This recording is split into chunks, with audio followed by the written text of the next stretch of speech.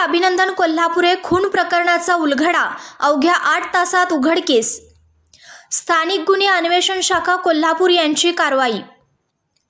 कबनूर तालुका हातकणंगले येथे अभिनंदन जयपाल कोल्हापुरे वय वर्ष 44 यांच्या खुनाच्या प्रकरणाचा उलगडा अवघ्या 8 तासात उघड झाला आहे। कोल्हापूर स्थानिक गुन्हे अन्वेषण शाखेने मुख्य आरोपी पंकज संजय चव्हाण वय वर्ष 27 राहणार कबनूर याच्यासह आणखी तिघांना अटक केली आहे। 28 ऑक्टोबर रोजी फिर्यादी डॉक्टर अभिषेक कोल्हापुरे वय वर्ष 42 यांनी शिवाजीनगर पोलीस ठाण्यात तक्रार दाखल केली होती।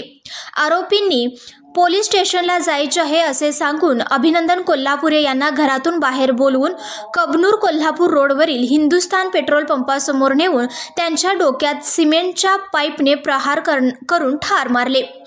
तांत्रिक तपासादरम्यान आरोपी चौंडेश्वरी फाटा तालुका शिरोळ येथे असल्याची माहिती मिळाल्यानंतर पोलिसांनी सापळा रचून पंकज चव्हाणला पकडले। चौकशीत त्याने साथीदारांची नावे सांगितली। रोहित जगन्नाथ कोळेकर वय वर्ष 24 श्रद्धा हायस्कूल शेजारी कागल कोल्हापूर, तसेच विशाल राजू लोंडे वय वर्ष 31 कामगार चाळ लालनगर इचलकरंजी, आदित्य संजय पवार वय वर्ष 21 कामगार चाळ लालनगर इचलकरंजी। तसेच चौकशीत त्यांनी वैशाली हॉटेलमधील वादाचा राग मनात धरून खून केल्याची कबुली दिली आहे। अधिक तपास शिवाजीनगर पोलीस ठाणे करीत आहेत।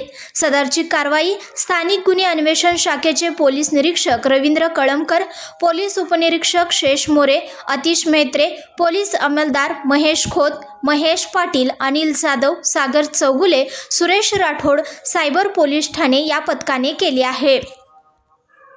संघर्ष या न्यूज चॅनलला लाईक करा, शेअर करा आणि सबस्क्राईब करा।